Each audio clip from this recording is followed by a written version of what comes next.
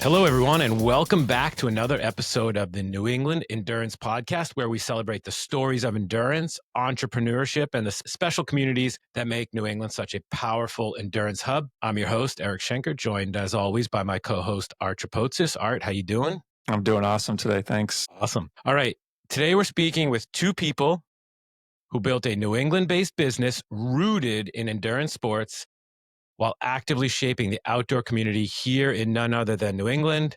We've got Carina Hamel and Robby Ringer, co-founders of BIVO, based out of beautiful Richmond, Vermont.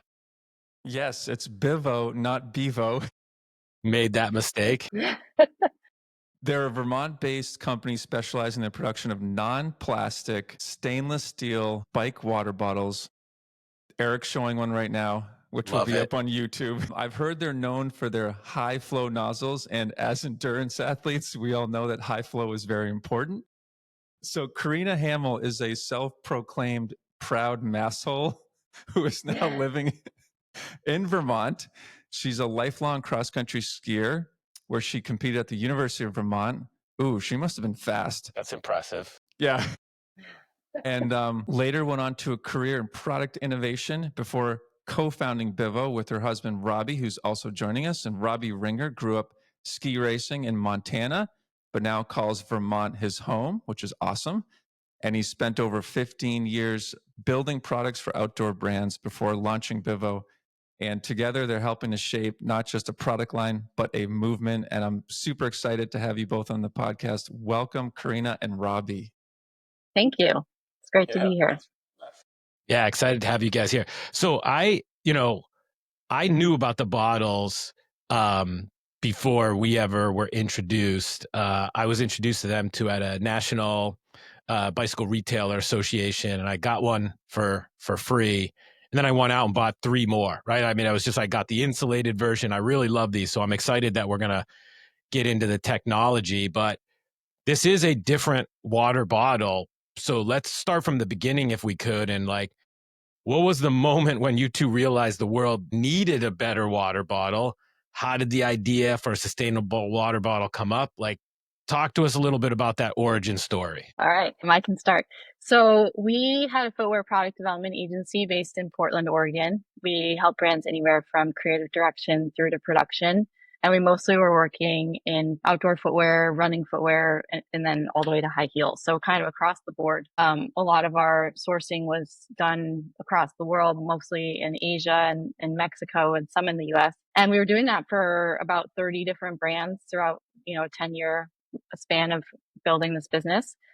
And then we had we're married, and we have 2 children.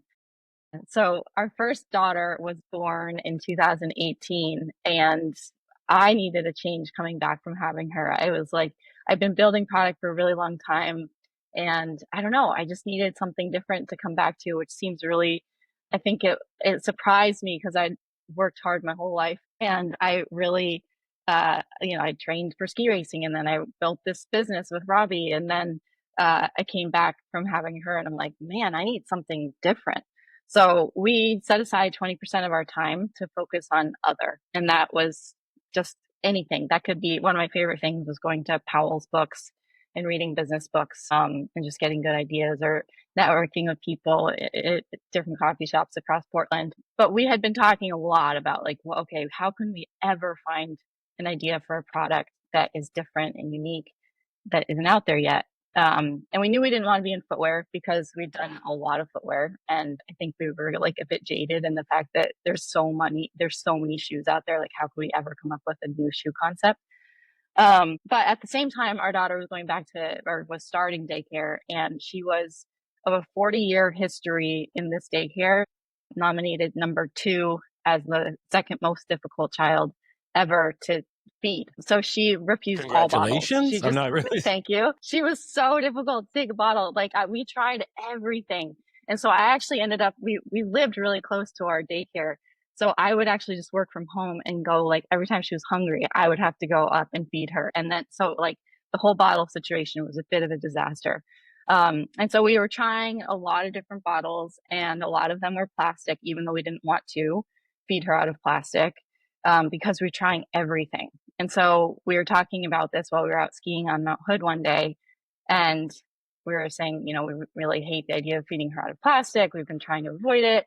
And then all of a sudden, one of us was taking a drink out of my disgusting drink belt. It was 15 years old, which to Nordic skiers of New England, you probably know what I'm talking about. But they're like, yeah, you can't even wash them, and they're pretty gross. So I was drinking out of that, and then we looked at each other and we're like, this is the only time we drink out of plastic is when we're exercising. And so we kind of looked at each other, laughed, and then went home and quickly researched the bike market, because that was like the easiest entry point for us. And we were shocked. There was nothing there. So we had kind of discovered this hole in the market. That's awesome. Yeah, that's a great story. Great story. And then obviously we want to bring this back to New England. You guys sort of said, hey, we're packing up, we're out of Portland. And if we are going to make this move, why Vermont? That's a great question. And another story, as probably a lot of people had, is a COVID story. So we were in like a 3rd floor apartment with our first kid, and it seemed like COVID struck from like a business standpoint out east first. And Karina's parents are, as we know, in Massachusetts, considering her Mass Whole roots. And they own a business out there, and they were like teetering on closing it. We were like, I think we maybe need to go. And like Karina and I do, and this seems to be a theme, we had one kid, so we took turns on a run. Karina went out and ran, came back. I went on a run, came back. And we both looked at each other and we were like, we need to leave. And literally booked a red eye that night. And we're like, we're going to Massachusetts for a couple months. I don't know. I think all of us, had like high hopes that it was going to turn quickly. Turns out we moved without even realizing it. We never went back to Portland. And we ended up living with our parents for 15 months. Funny enough, that's actually where BIVO started. We brought in our first product to their old, like 1800, can't remember what year it was built, sometime in the 1800s. And that's where our bottles were warehoused and where we shipped out of. So we moved without honestly even thinking about it. My friend packed up our stuff and shipped it out east. We had contemplated before, and I think we knew we were coming to like our end of Portland, Oregon. Like, we had a kid. If you've had a kid, you want to be sometimes closer to grandparents for help. My parents were in Montana. Karina's parents were obviously in Massachusetts. We wanted to be back in snow. Like, we were both lovers of snow. We compete on what type of snow we like. She's the Nordic skier. I'm an alpine skier, but it had to be in snow and in mountains. So COVID forced us to make that decision. It just took a heck of a lot longer to get to Vermont, considering the circumstances. Those are both great stories. Not that easy to convince a person from Montana to move to New England. So it took some time, and then COVID did a little bit of pushing, but it worked out pretty well. Setting up perhaps our first controversial last question of the day. Oh, You're foreshadowing that, so I'm excited for the answer. Yeah. All right, so you're back. So you came back east. You're up in Vermont. You sat down at a whiteboard and you're sketching out your bottles. Like, what makes BIVO bottles so special? What makes them different? I would say, when we came up with the idea, we had 2 concerns. So we lived in Portland at the time of coming up with the idea, and a lot of cyclists in Portland are road cyclists. This was kind of right on the cutting edge of gravel cycling becoming super popular, I would say. And so roadies in Portland. The first concern was weight. They're metal. So cyclists don't like heavy things. So that was our first thing. So we decided to make it a single wall bottle, so not insulated to start with. And we made it as light as possible, so a thinner gauge metal. Also, the second big concern was, how do you get water out of a rigid bottle? And so we had to engineer a new nozzle system that allowed the water to pour out easily. And it couldn't be something that was hard to drink out of. It had to be as good as or better than drinking out of a plastic bottle.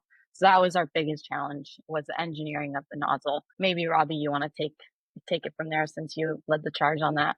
Yeah, I guess maybe like our claim to fame, which I think is really funny, because we found out afterwards, is we spent like 10 years in product development, but we don't know how to do like 3D modeling. So we ended up hiring an engineer.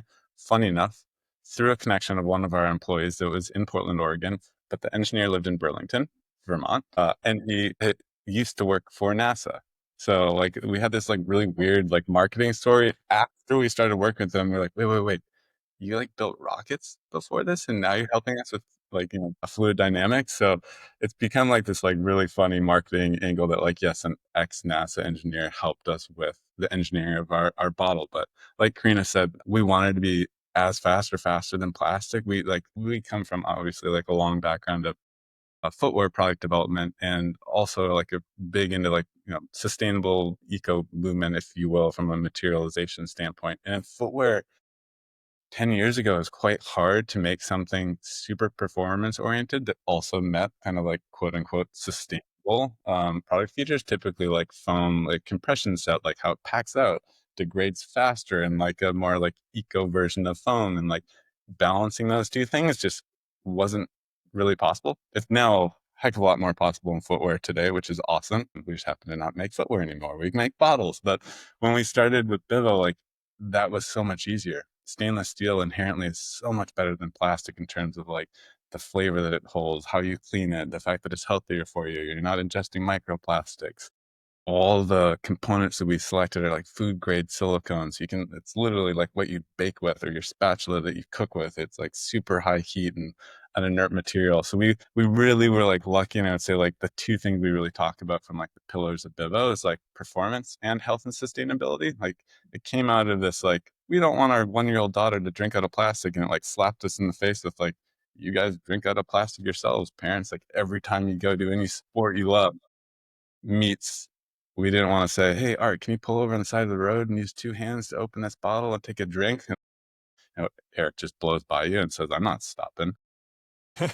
Meet those two criteria. We feel super fortunate that we were able to do that. Like, yes, we had fears of like the weight weenies not wanting a metal water bottle, but it turns out they really like drinking clean, fresh water that doesn't taste like last week's Yeah. or, you know, even worse, like Karina's old Nordic ski bottle that tasted like something much fouler than that. So yeah. So when you're on a bike ride and you reach down for a bottle and you tilt it and you squeeze, there's no squeeze? No squeeze necessary. So we have a vent system. It's actually, we have a full utility patent on it, which is cool. But you open our lid up, you'll see this straw, and most people go, oh, it's like my, yeah, Karina's holding one up. It's like my That straw. one. I can suck out of it. I'm like, no, you actually can't. You do have to invert it a little bit, typically only like horizontal, but it's venting down that straw. So it's like equalizing the pressure. I don't know if this is the time or place, but you said make jokes, so I'll just go with it. It's like shotgunning a beer. If anyone has ever shotgunned a beer or witnessed somebody shotgun a beer, you can witness it. But essentially, you're trying to pop a hole in the bottom of the bottle to equalize the pressure. But we are using a straw to do the same thing. So depending on my audience at events, that's my sales pitch. It works so good, right? I saw it's a really cool demo actually, because you can see it from a demonstration point, right? If you take a traditional water bottle that you have on your bike and you turn it upside down, you know, like nothing really comes out, or maybe it like drips like a little bit. And if you take this bottle and you just turn it, the water comes out. And that's the same on, you know, on the bike. Like I said, I had gotten one for free. I went out and bought 3 more way before we ever, you know, decided to talk to you guys. The washability of it is super easy to take apart and put those pieces in the dishwasher. I think it's great. You know, one of my questions, and Robby, you kind of touched on it, but you know, does does water, or does it taste better coming out of this bottle versus plastic? I would argue that it does, but is there a real reason behind that? Yeah, great question. By nature, plastic holds taste and is like more porous, especially when they get old and like you've cleaned it and you probably scratched the inside of it and you can't get the taste out of it. Metal, and I think like the beauty of metal is it's really easy to clean. It doesn't hold taste like that. And because we made it out of metal, you really don't have to care about putting it in the dishwasher. A lot of like vacuum insulated water bottles are not dishwasher safe. We've made ours dishwasher safe, which is awesome. So I'd say like the funny story that I remember is this woman that we work with at Scratch Labs is like, this is such like a personal joy that she has. She's like, I'm lazy in cleaning my water bottle, and sometimes they just get disgusting. And I found one in like, I think it's the employee fridge or something, Green. I can't remember exactly. And she was like, I took it apart and I cleaned it, and it was good as new. This is so good for my personality. I'm like, that's great. I mean, we didn't necessarily design exactly for that type of personality, but I'm super happy that like it works for you, whether you're like the clean freak or the person that's like, oops, I forgot about it for 2 weeks and I left some weird recovery drink in there and I can, rip all the taste out of it. So by nature of the materials and the fact that you, like you said, Eric, you can just pull it apart super easy and toss it in the dishwasher. We did a lot of customer surveys in the beginning, and I would say the biggest pain point we found when talking to people about their cycling bottles was the ability to clean them. And so that, I think, was our biggest takeaway, that we actually like redesigned some things as we were designing the bottle to make sure it was cleanable, because we found a lot of people threw their bottles out because they just couldn't clean them. Yeah. That was actually my next question. You're an endurance athlete yourself, Carina, and so you can taste and test your own product, but have you had other feedback from other endurance athletes? And it sounds like you have, that influenced the bottle's design. Yeah, we did a lot of research in the beginning because we're in such a big cycling community, and then also just like our friends were all cyclists. We were able to interview a lot of people, and we interviewed professional riders. We interviewed just like people who commute every day to work. So it's kind of across the board of who we spoke with, and I think that definitely, I think the cleaning piece was the biggest takeaway actually from those interviews. And then I think that was the biggest one for me, Robbie. Do you remember another one that was like surprising that we redesigned anything for? Well, I mean, we've talked a little bit about this, but the funny thing is especially in the bike world, like weight sensitivity on like the gear. I mean, literally people on scales and like, hang their bikes and see how heavy they are. We were super scared of that. And everyone told us that. Like, oh, there's no way I'm biking with metal. I actually think that's the funny story. Is like we made the single wall bottle specifically because of all this fear. And then it turns out that we sell more insulated bottles that weigh more. People just wanted cold water. It turns out the thing that they all believed was like the biggest crux point, they were actually like, it tastes better. And I really like that I'm just getting straight water and no like aeration from like a squeeze bottle. So, there's this joke like from product developers, like you make all these beautiful colors and you like go test, like go to like a group, a focus group, if you will. And you're like, here's 10 beautiful colors. Art, what would you pick? And you're like, he's been speaking about that yellow one. He's going to pick, and you're like, black. You're like, cool.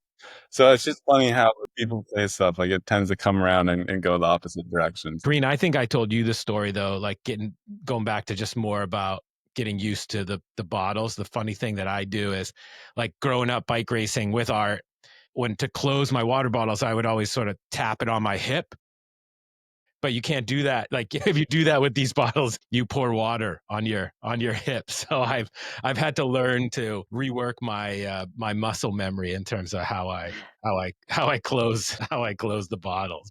Obviously New England is no joke when it comes to terrain and the seasons, and certainly the toughness of our athletes and the grittiness.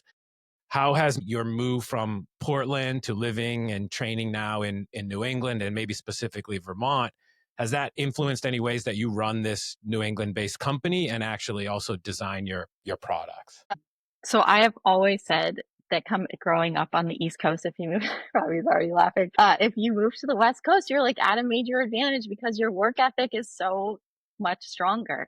And I'm saying that on a New England podcast, hoping that nobody from the West Coast listens. But I will say that our team has been exceptional, and we have a really young team based in Richmond. We love them. Like, they are mostly from New England. They all went to college, at least in New England. And the work ethic and excitement and interest that we see from them is just like beyond next level. So I would say that's been the coolest experience for me, having a team on the East Coast. Is like, wow, this is like proving my theory right completely. They're very hard workers.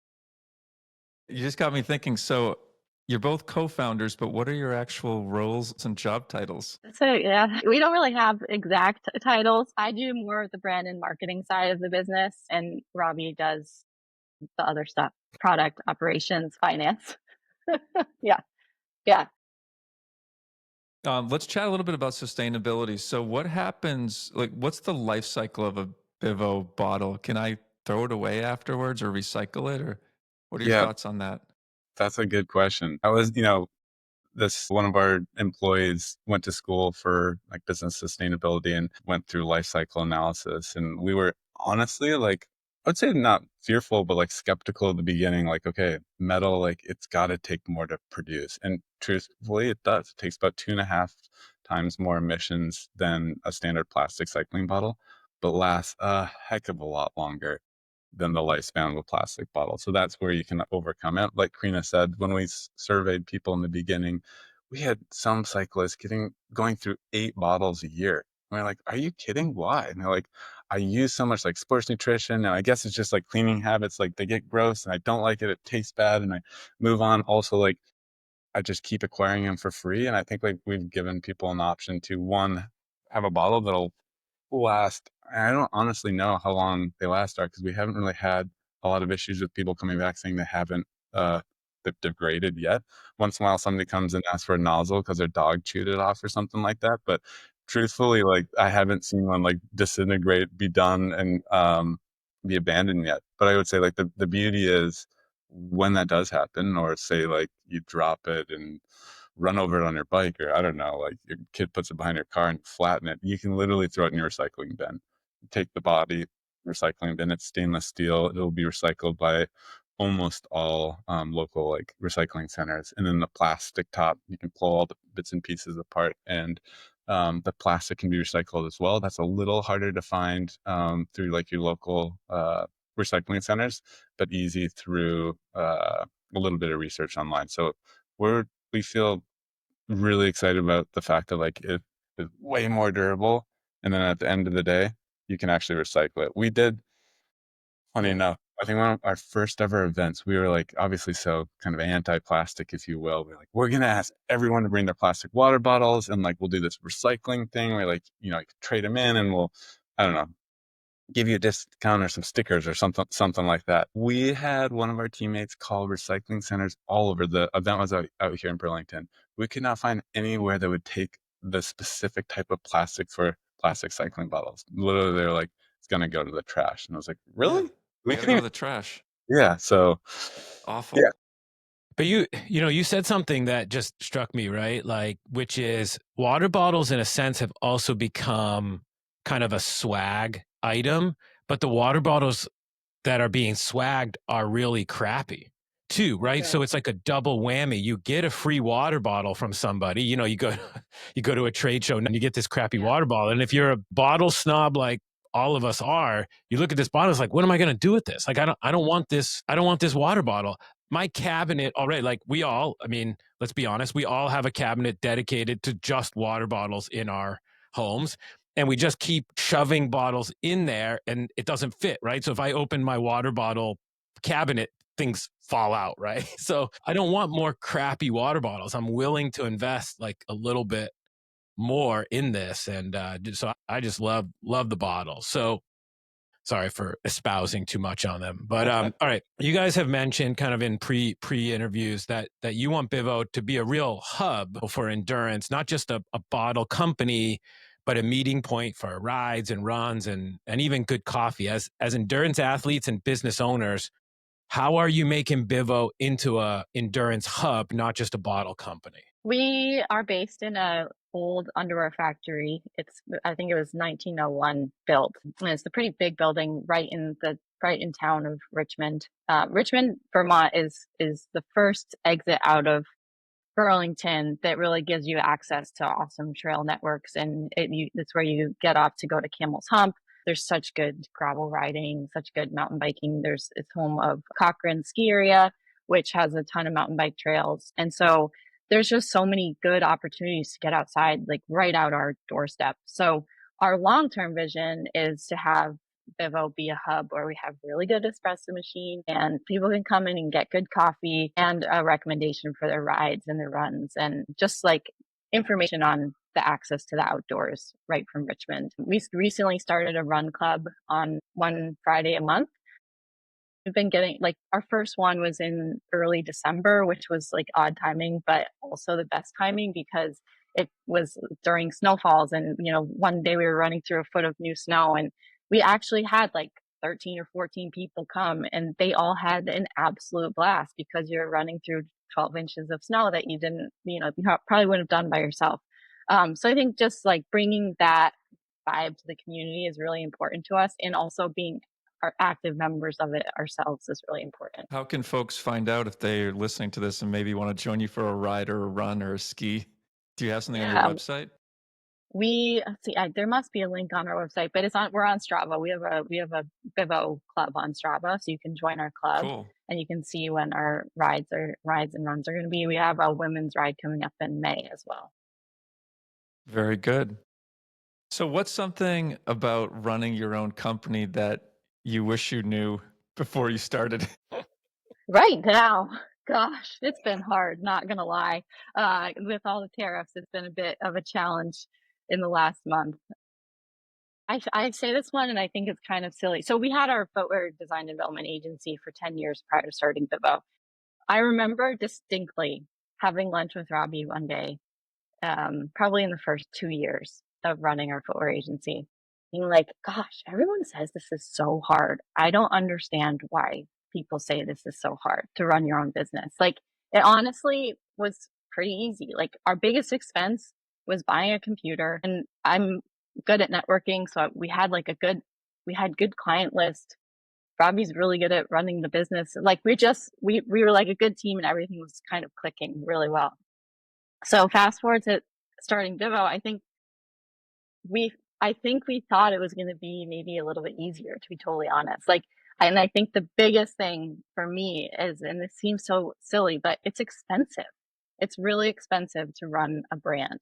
And I think, like, I knew that theoretically, I could see it on paper, but then like actually going through it and actually running the business, I'm just like, damn, it's expensive to run a brand. Yeah. I mean, do you guys have your own production equipment? No, we manufacture abroad. I've been talking a lot about this recently, actually, as you can imagine, with like the state of the world and tariff situation. But 95% of the world's water bottles are made in not one country, but one province in China. For better or then they're really, really good at it. But for better or worse, like it hasn't been fractured and like it hasn't been diversified. I think that's going to be happening right about now as the tariffs, like, obviously are being put on China, but no, we don't. So it would be a whole different business venture to have our manufacturing. There's about 20 different machines that touch every bottle among a lot of people, and about 20 different molds or jigs that are used for each machinery. So it is a massive amount of infrastructure. So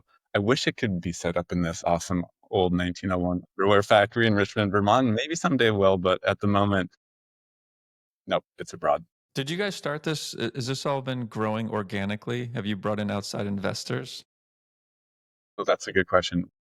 So we worked, like Karina said, with like 20 to 30 different startups in our old footwear agency days. And I'd say like one of the biggest lessons we learned was just, I don't know, maybe be wary who you take money from and try to delay it as long as possible. So we Yeah.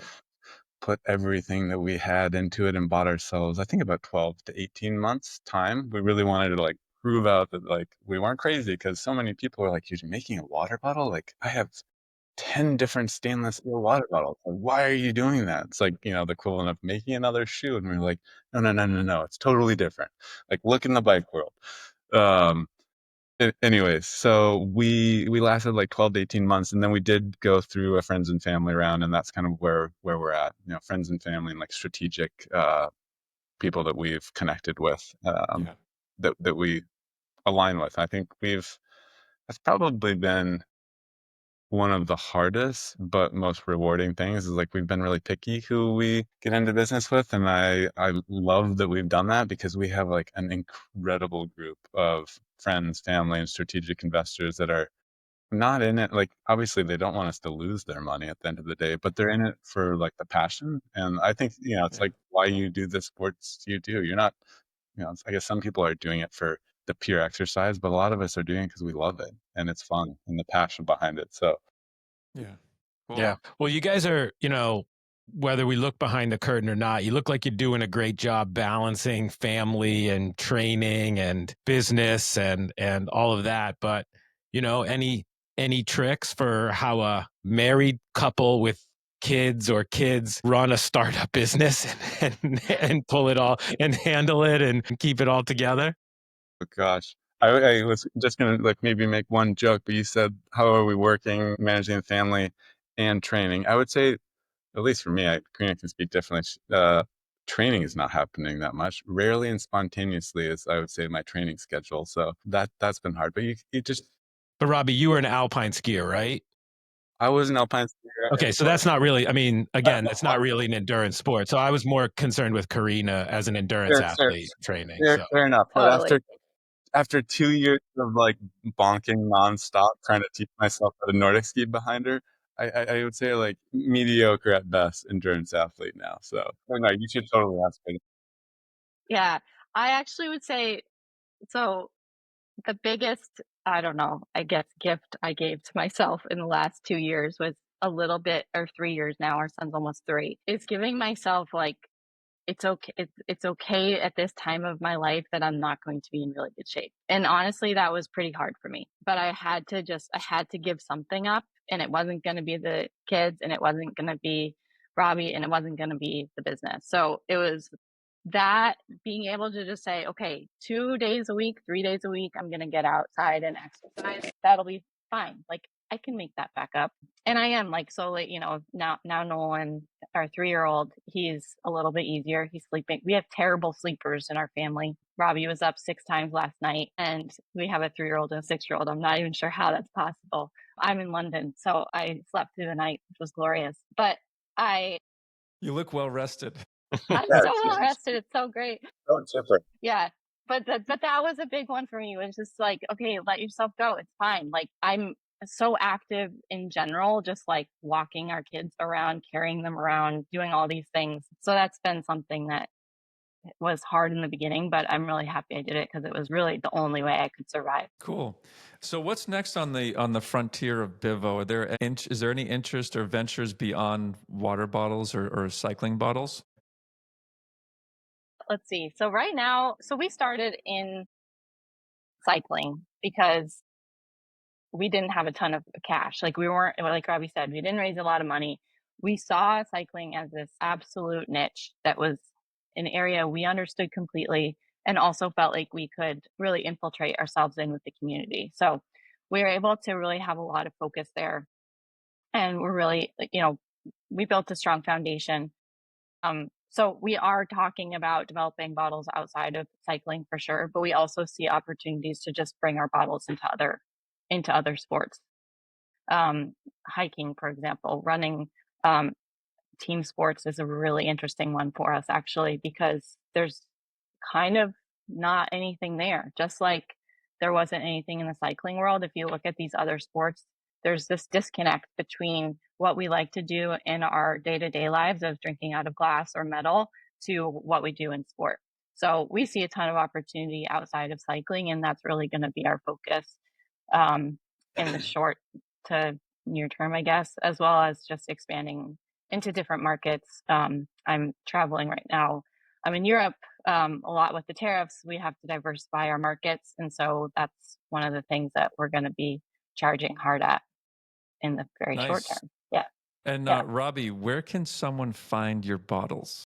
Good question. Richmond, Vermont. If you come into our office, there's 7 desks packed into a really little office, but we have like a 5x5 slat wall, and you can buy it. No, we have other places too. But if you are in Richmond, Vermont, please come say hi. Our doors are always opened. But you can buy online from us at drinkbivo.com if you're looking for bottles, or just like anything about us. We do a lot of storytelling, which I think is super meaningful there as well. And then we're in about 350 to 400 like specialty retailers across the country.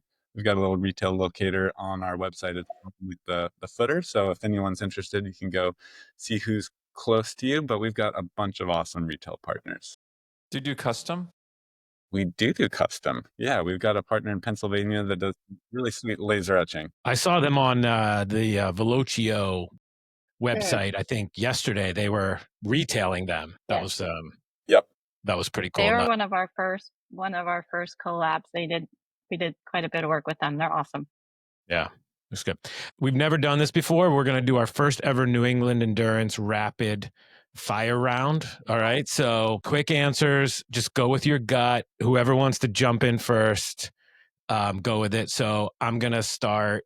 I'm going to say the best mountain biking trail in New England. Graveyard at Cochrane's. Sweet. Sam from our team is going to love that. Favorite New England Nordic ski spot? Craftsberry. Good one. Good one. Or Jackson. Jackson's good too. Yeah. What about Alpine? I'm gonna have to say Cochrane's because right now we have 2 little kids, and like most of my skiing until recently has been backwards at Cochrane's, teaching kids how to ski. So like I know that place inside and out. And maybe in a couple of years I'll tell you something else. Maple syrup or cider donuts? Maple syrup. New England Endurance Hidden Gem event. Either one that you've done before or it's on your bucket list. What's a good hidden gem event in New England? Gosh. Okay, there's like this in what's it called? In late May, there's a on snow ski thing that all the professional Nordic skiers do around Stratton, Vermont. It's pretty fun. I can't remember the name of it, but it's just cool because you get to see a lot of good skiers. In late May? Yeah. They bury the snow. What? I'm Yeah, gonna look they this bury up, it. Eric. I think this is at Magic. This Oh, one. it's at Magic Mountain. That's right. Magic Mountain is put on by West River Stratton Mountain School, and it's a fundraiser event. But it's just like a fun, random thing that they cover the snow and sawdust and then take it all off so that the people can ski. So cool. All right. If you could host a BIVO group ride anywhere in New England except Cochrane's or out of the headquarters, where would it be? Burke. Yeah. Love Burke. Okay, what's more New England endurance like to you? Running in the freezing rain or riding bikes while getting swarmed by black flies? Running in freezing rain. I agree with that. Same here. That was great. That was good rapid fire. I liked that. You guys did awesome. You Good. did. So I have one final question. You can decide who's going to answer it, but I'm kind of leaning maybe towards Robby, but we'll see. So Robby, tell us why you agree that New England is the greatest endurance region in the country, if not the world. Knew I was going to get dished this question. Yeah, obviously, we all know that I grew up in Montana, which I will say I love. I think the outdoor sports are incredible. You can go for miles, but I do love New England. I think my same answer for why do we live here and why do I love it applies to this. Like, we live here because the communities are incredible. I love the communities. I love Montana, but like the little towns, like I go on a bike ride and you bike 40 miles and you might be going from town to town in Montana, which is gorgeous, right? Like you're by yourself. But here you pass through 10 little towns. And I think the communities and like the people within those towns and like the support that each one of those communities provides to like the outdoor recreation just can't compete with Montana. And that's the thing that I think like makes the endurance sport piece so good. It's like, It's awesome. typically you'd say like more population density probably leads to less recreation, but I actually think it's the exact opposite. At least, I mean, you've got 2 little kids. We have been traveling like crazy. In Vermont, I can definitely say like the opportunity to go ride your bike or get on a road or go for a run, like it's just exceptional here. So communities and the fact that they support the doing of that, which means there's like killer infrastructure. That's a great take. I mean, we haven't heard that take about just the proximity of these small, welcoming communities together. I think that's a really nice take, Robby. You did a great job. So, Good, good. Hopefully no one from Montana was listening and I you didn't. passed. Or hopefully they are.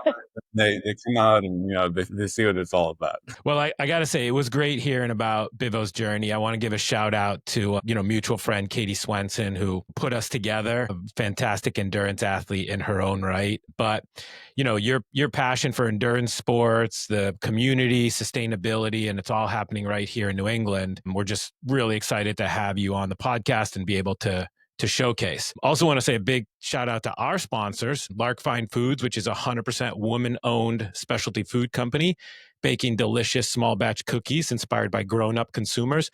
I ride with Cookie Bob a lot is kind of what we called him. He's not the 100% women-owned. He's the husband of the 100% women-owned company, and he's my riding buddy. And I introduced him to the BIVO bottles, and he loves them. Nice.